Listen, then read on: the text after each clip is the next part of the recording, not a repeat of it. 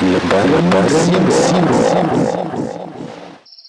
Oke, assalamualaikum warahmatullahi wabarakatuh.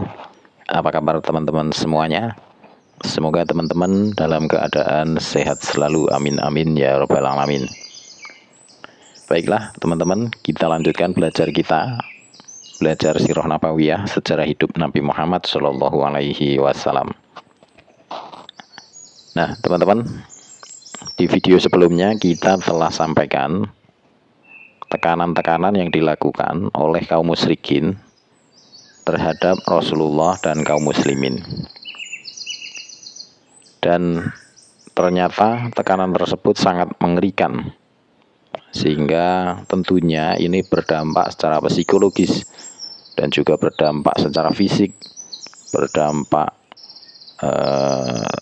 menimbulkan ketakutan yang amat sangat di kalangan mereka, para kaum muslimin yang lemah. Kalau Rasulullah Shallallahu Alaihi Wasallam ini merupakan sosok yang terpandang di Mekah, dan juga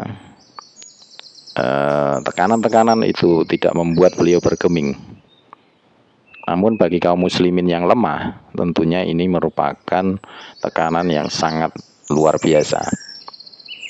Maka dari itu perlu diambil langkah-langkah bijaksana oleh Rasulullah Shallallahu Alaihi Wasallam dalam menghadapi berbagai tekanan itu. Untuk itu, tema kali ini adalah Darul Arqam.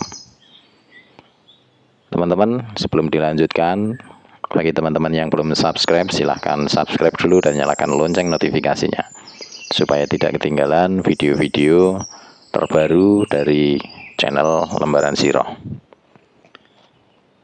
Oke, teman-teman, kita lanjutkan.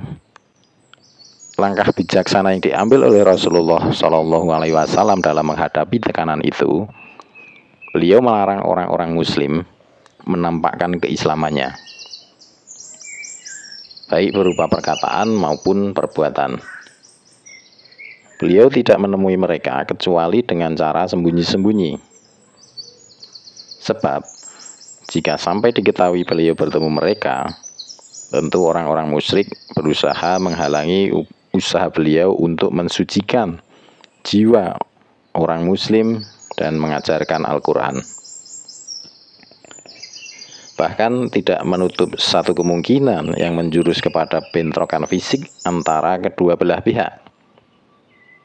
Hal ini benar-benar terjadi, tepatnya pada tahun keempat dari kenabian. Saat itu para sahabat beliau sedang berkumpul di tengah perkampungan dan mendirikan sholat. Sekalipun mereka melakukan secara sembunyi-sembunyi, toh masih diketahui sekelompok orang-orang kafir Quraisy. Orang-orang kafir itu mencaci maki dan menyerang mereka, hingga Sa'ad bin Abu Waqqas bisa menikam salah satu seorang kafir mereka. Hingga Sa'ad bin Abu Waqqas bisa menikam salah satu orang kafir hingga darahnya tertumpah. Inilah korban pertama yang terjadi dalam Islam. Logikanya, bila bentrokan fisik ini terjadi berulang-ulang dan berlarut-larut, tentu bisa menghancurkan orang-orang muslim sendiri. Maka langkah yang paling bijaksana ialah dengan menyembunyikan keislaman mereka. Maka begitulah para sahabat secara keseluruhan menyembunyikan keislaman, ibadah, dakwah, dan pertemuannya. Tetapi Rasulullah Shallallahu Alaihi Wasallam tetap menampakkan dakwah dan ibadah di tengah orang-orang musyrik, dan sama sekali tidak mengurangi aktivitas tersebut. Sekalipun begitu, orang-orang muslim tetap mengadakan pertemuan secara sembunyi-sembunyi demi kemaslahatan diri mereka dan kepentingan Islam. Dalam hal ini, tempat tinggal Al-Arqam bin Abul Arqam Al-Makhzumi yang berada di atas Bukit Sofa dan terpencil dari pengintaian mata-mata Quraisy menjadi markas dakwah beliau, dan sekaligus menjadi tempat pertemuan orang-orang muslim sejak tahun kelima dari kenabian. Baiklah teman-teman, itulah langkah bijaksana yang diambil oleh Rasulullah untuk mengurangi tekanan dan juga bentrokan fisik antara kafir Quraisy dengan kaum muslimin. Untuk tema selanjutnya adalah hijrah ke Habasyah. Dan pada video kali ini saya akhiri cukup sekian.